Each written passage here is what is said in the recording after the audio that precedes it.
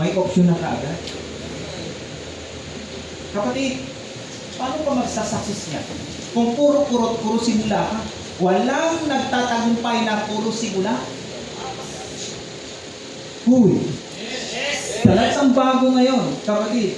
Paniwala ka. Parang nanligaw ka. Nagsimula ka, hindi mo nang tinapos, hindi mo tinuloy. Sasagutin ka ba?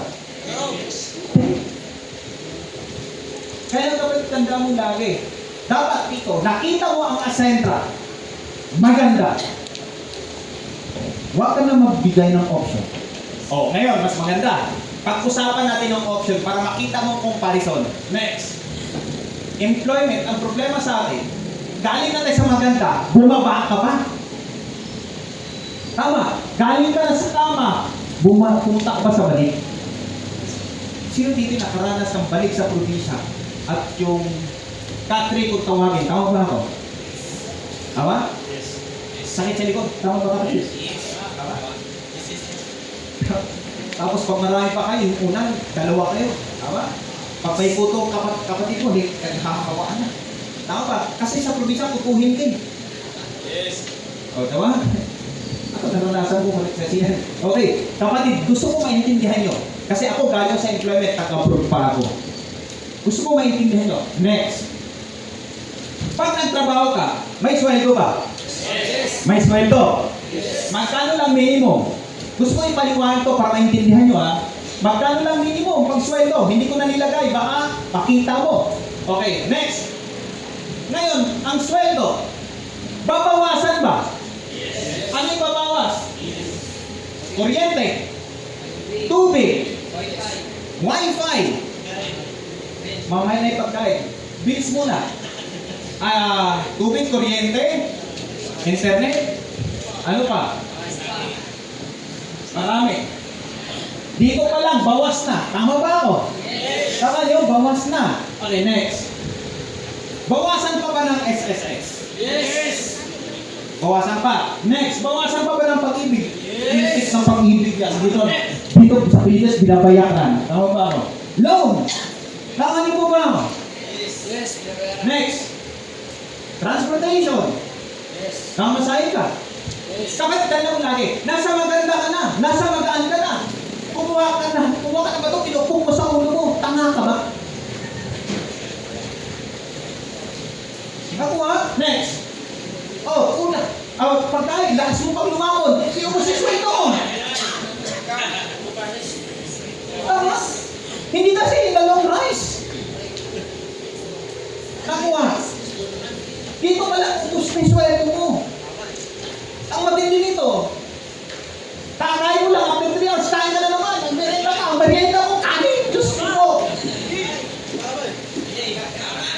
Next. Bad habit, inom, sigarilyo, nagdidip pa. Tama?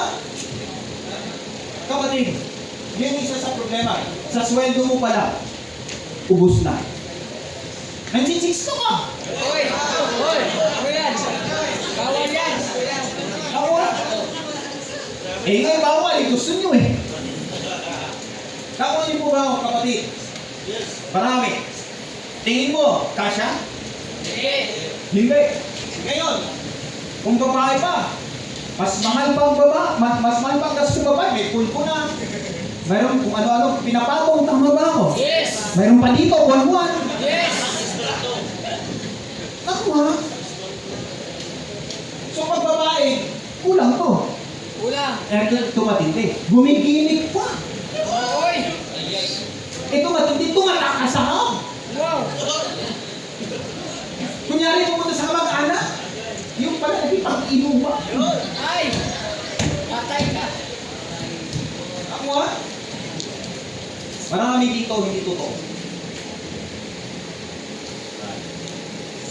Kapatid, pag totoo ka lang, magsasakit ka ng mabili. Yes!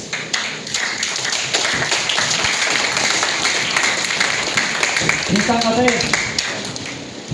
napapattern na natin yung pagkasinungaling natin. Di mo katabi mo. Di mo katingin sa inyong diretso. Plastic ang tingin. Kasi sinungaling niya.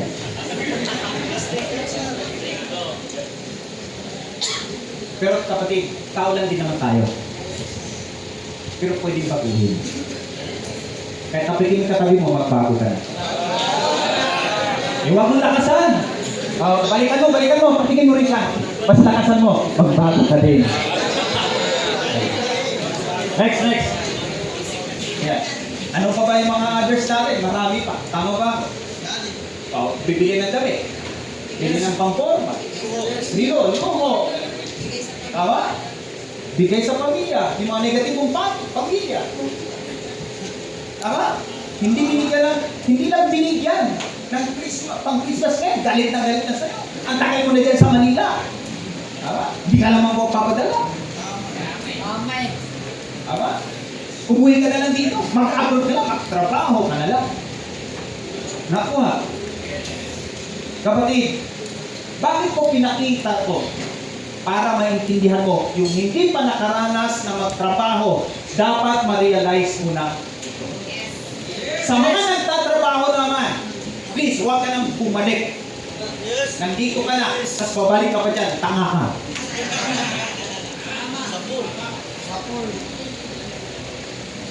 Ako nasundan ko pa ako. Kapatid, sorry sa mga words ko pero kailangan natin paminsan-minsan. Gusto ko lang maintindihan ko Kasi, alam niyo po, habang tumatagal tayo dito, pag hindi natin paminsan natin, kawawa na yung family natin sa probinsya. Umaasa sila. Nagpunta ka dito, isipin mo nakakaawa naman yung mga sponsor mo.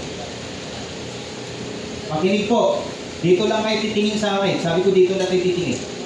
Sa mga may sponsor dito, dapat kayo mas masipag.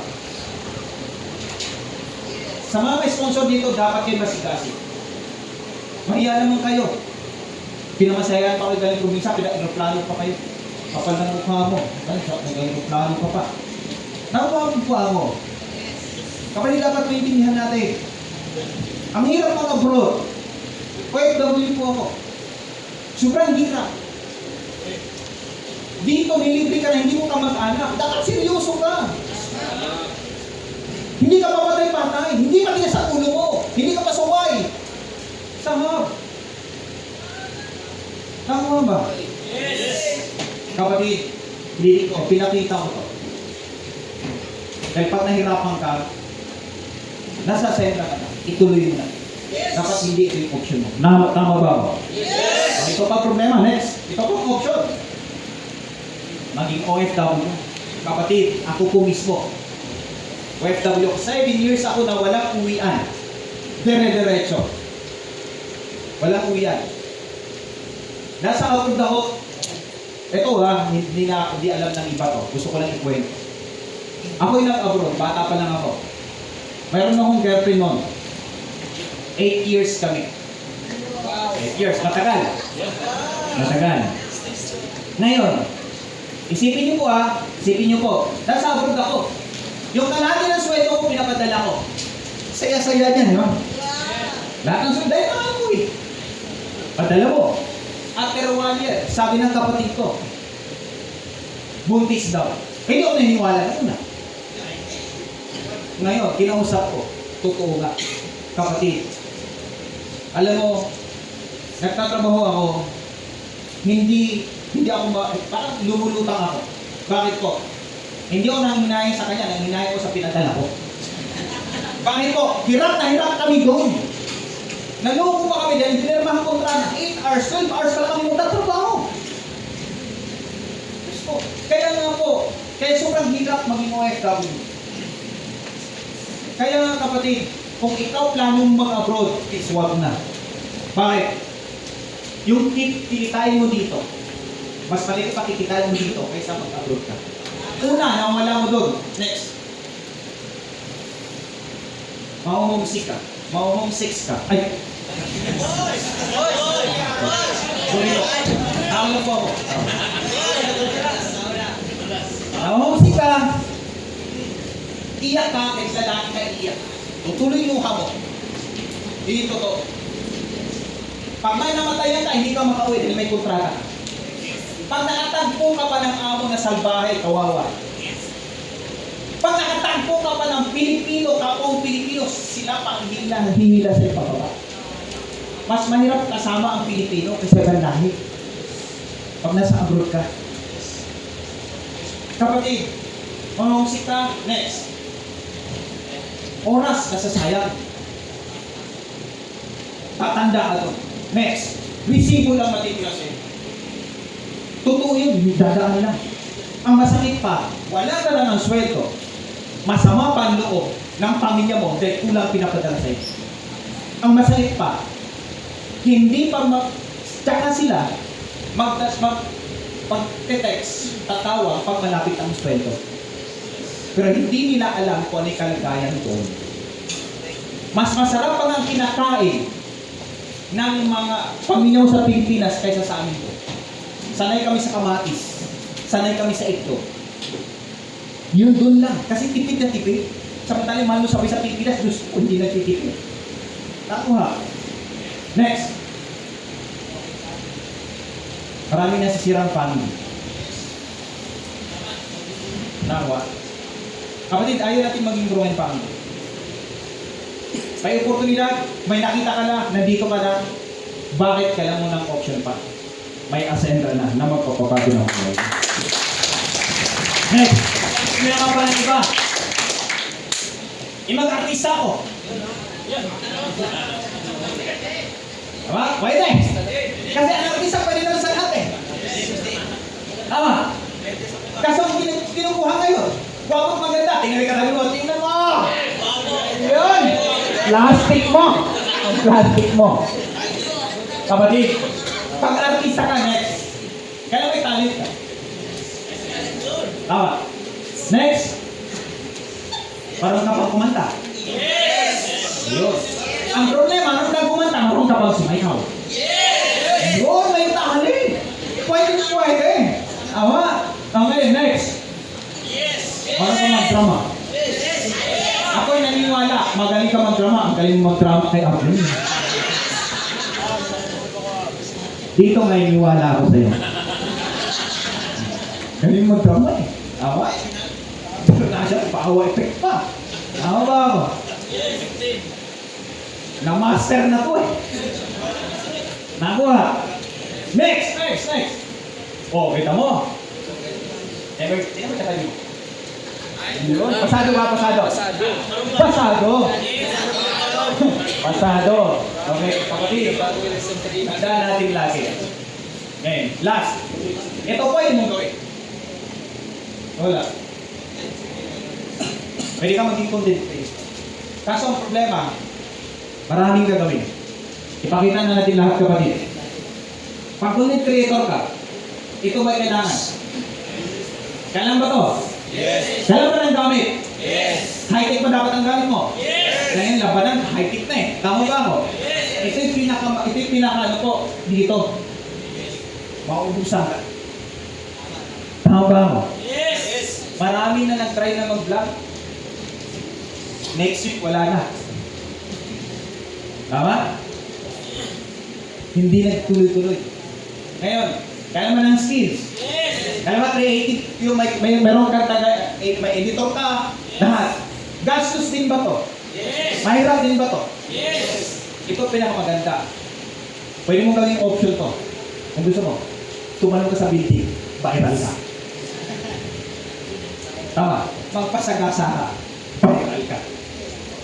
Tama. Kapatid, hindi mo kailangan magpasagasa.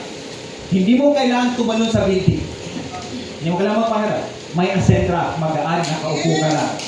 Yun yung pinasama ko. Next. Oh, pwede mo maging sports athlete ka. Pwede. Ay, saan mo na si Pacquiao? Bago nakuha ang bilyon ni Pacquiao, ilang suntok muna. Ilang bugbog muna. Gusto mo mabugbog? Kapatid, mahirap. Sa kahit anong larangan, mahirap. Pero pag pinag-aralan mo, nagiging madali. Tama? Pero para sa akin, ang asentra, madaling aralin kung nakaupo lang tayo. Pero dito, sa training pa lang dito, magja-jogging ka. Tama? Practice ka. Disiplina. Mahirap. Kaya nga dito, pag sports, kailangan next. Pag sports ka, may skills ka ba? Kailangan. Yes. Eh, paano kung wala? Kapatid, tingnan ko ha, sa basketball nga lang, dati, kahit maliit ka, kinukuha. Tama ba mo? Yes. Basta magaling ka. Pero marami nang matatakad na magaling. Ako ha. Yes. Alam niyo ba, sa mga lalaki dito, kilala ba sa Isaiah Thomas? Kilala niyo ba? Kilala niyo? Di ba galing na maliit yun? Tama ba ako? Ang galing nun. Yung nasa Boston Celtics yun, pinapatot ko yun. Sa 30 plus ang ano yun, points. Ngayon, marami lang tatakad na wala na siya. Kaya kapatid, tandaan natin lagi. Hindi mo ka na magpakahirap. Dito sa Asenka, kung buk ka man, maliit ka man, ano man, height mo, ano may tsura mo, pwede ka dito. Tama? Dapat ito, physical fit ka.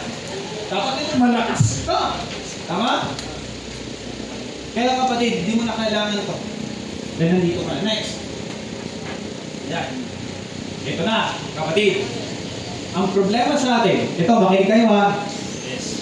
Makinig kayo. Marami akong kakilala nang galing sa itong kumpanya. Huminto, tanga sila. Bakit? Nung huminto, pumasok dito, saglit po. Saglit na. Pumasok dito. Nalita ng sweldo, nagpunta dito. Hindi naman siya pwede dito.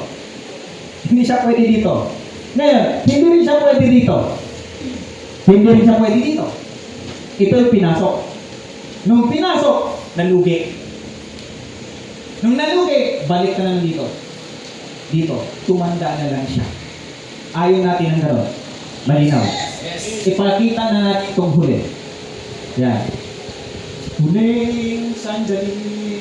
Ito. Pag traditional business, malaki ba ang kapital?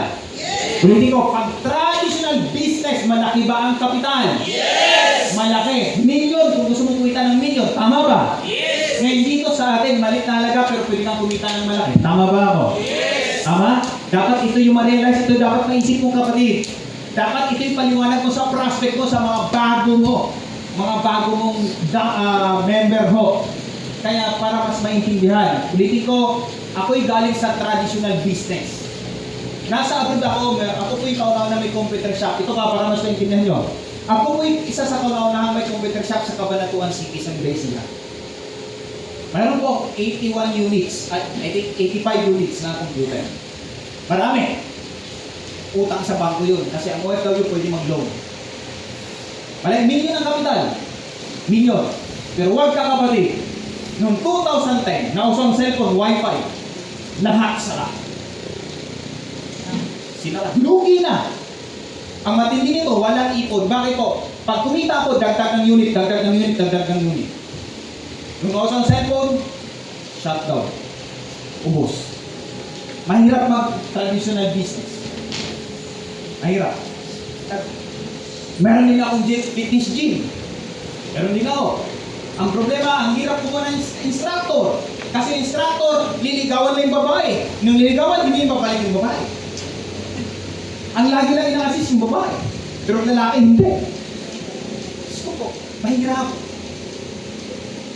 Mahirap. Mahirap mag-traditional business.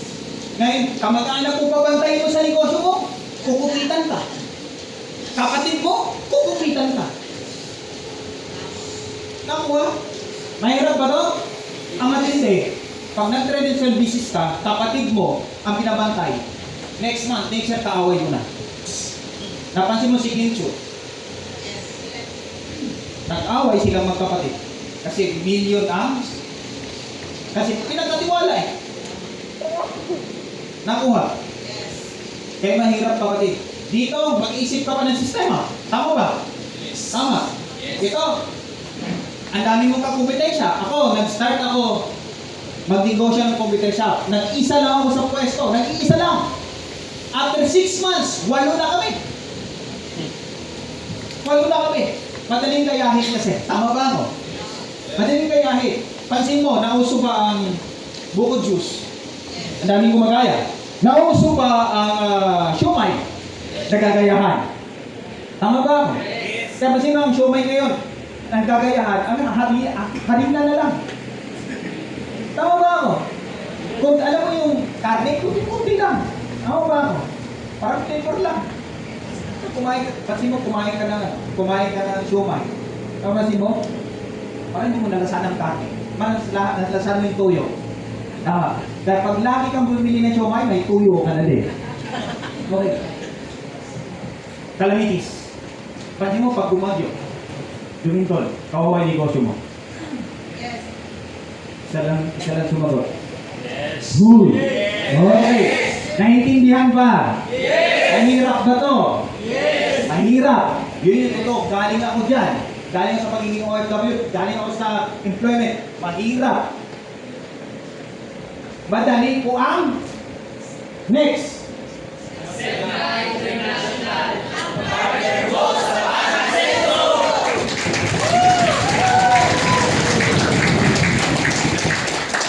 Kapatid, ang kailangan mo lang ngayon, saan ka magsimula? Sarili. Next. Mahalin mo lang. Yes. Itong negosyo mo. Sabihin mo yung puso mo. Yes. Thank you, Lord. Thank you, Lord. Kinilang mo ko dito. Thank you, Lord. Thank you, Mentor. Thank you sa nag-sponsor sa akin. Thank you sa nakahaber ko. Thank you sa mga nandito nakasama ko. Thank you. Kapatid, masarap ang pakiramdam. Sabi ko nga, okay lang, isigit ko lang. Kung may sama ka ng loob, nandito ngayon. O sabi mo mo yan, pagkatapos na. Kasi mabilis ang success pag wala kang dalaga. Kung may kasama ka ng loob sa habers mo, mamaya mag-usap kayo. Hindi mag-usap kayo na lasing mamaya, baka magsumpot ang gano'n. Mag-usap kayo. Hindi ka bawasan ng pagkalalaki yan. Yes. Dalawa pa rin itlog mo. Hindi ka bawasan yan. Ay, kapain mo. Dalawa pa rin yan. Iniwala ka. Hindi ka bawasan yan. Kapatid, mas magaan ang success, mas magaan makuha ang pangarap pag ikaw ay totoo sa kapwa mo. Next. Kapatid, madaling kitain ng pera pag magaan. Madaling kitain, madaling makuha ang gusto natin pag yung puso mong magaan. Yes. Wala kang kagalit, wala kang kaplastikan, wala kang iniiwasan. Pera! Yun na kaya, ano yung tinatrabaho natin dito? Kumita ng pera. Next, pag may pera ka, makabili ka ng housing lot. Regalo sa sarili mo, regalo mo sa pamilya mo. Pag may pera ka, makabili ka ng sasakyan at next. Yan ang gusto natin. Tandaan natin lagi, kapatid. Andito tayo. Itong sinasabi ko, makakatulong ito. Hindi ko sinabi sana. Hindi. Walang sana. Tanggalin na natin sa vocabulary natin ang sana. Please po, kung ikaw magsalita, kung ikaw huwag mo nang gamitin yung sana. Ang sana hindi sigurado. Tanggalin na natin sa dictionary natin. Tanggalin natin. Dapat ngayon, makukuha na natin yung miniliti natin at yung tinatrabaho natin dito sa Accent.